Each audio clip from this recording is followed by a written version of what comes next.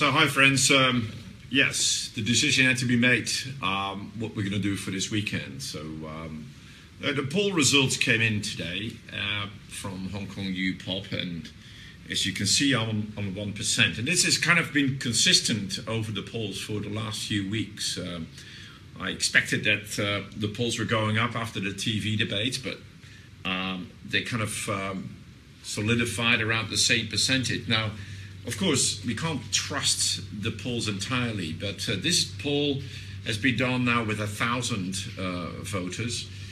So there's been so that in that sense the margin of error is much smaller. But you know, if I add 1% for the margin of error, say to 2%, then there is still one other issue, which is the that it only called fixed line. So you know, we could add another percent for that.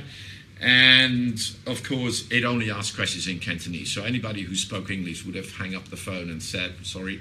But we've looked at the numbers of all English speaking voters just by looking at English names on the ballot list. That would get me another 2%. So then I'm still below the threshold. The threshold is here around the 8%. So on that basis, the chances that I get in is just low. And I know that people will be disappointed by it. I had a lot of support in the street from a lot of people who wanted me to run, but we got to be real. The base is just possibly too low. Now, the next term of this legislative council is extremely important. So I recommend that all people vote smart. You can still vote for me if you want to, but you know, I recommend really that people vote smart to safeguard the freedoms for ourselves and of our next generations. We have to make sure that the pro-establishment councillors do not dominate the next legislative council. It is simply as that. So this is about the political future of Hong Kong. So feel free, as I said, to vote for me, but I hope you will all consider you're casting your vote for Democrats who are almost in.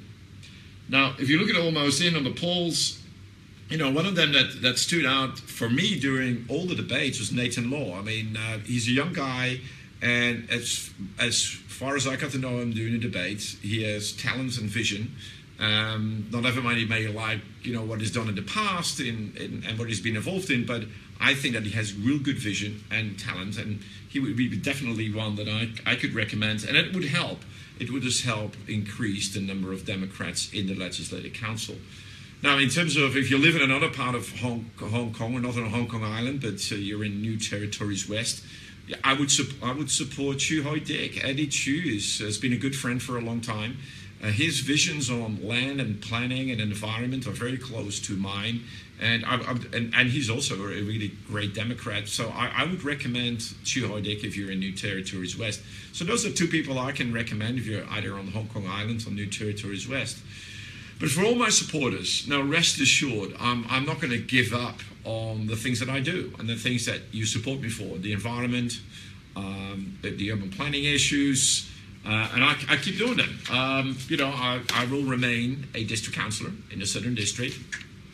I keep doing that. So, you know, I'm not going to go away. I'm going to be the Pok Fulam District Councillor. I'm going to be in the Southern District. I'm going to try to clean up Aberdeen Harbour, improve the traffic and improve the pedestrian environment in the Southern District, improve the planning. I'll keep doing that. And I'm going to continue to be the CEO of Designing Hong Kong. So all that hard work that we do here in terms of urban planning and environment, making sure that Hong Kong is a great international city that we can be proud of. I'm going to continue to do that, volunteering my time as the CEO of Designing Hong Kong. And I'm asking all of you, give me your support. Continue to give me your support in this important work.